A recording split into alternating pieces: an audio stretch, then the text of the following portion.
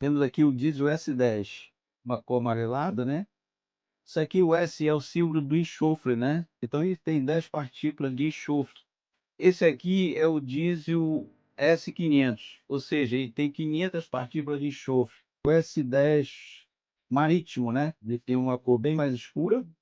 E também tem, já encontramos nas bombas que chegam aqui no nosso laboratório, a mistura do S10 com o diesel marítimo. Por isso nós temos que abastecer em posto que tem alta rotatividade, porque o diesel por si só, ele tem impureza. Então o posto que tem alta rotatividade, essa impureza, ela vai ser dividida um pouquinho para cada um, e isso aí o filtro vai absorver, não vai deixar passar para o sistema.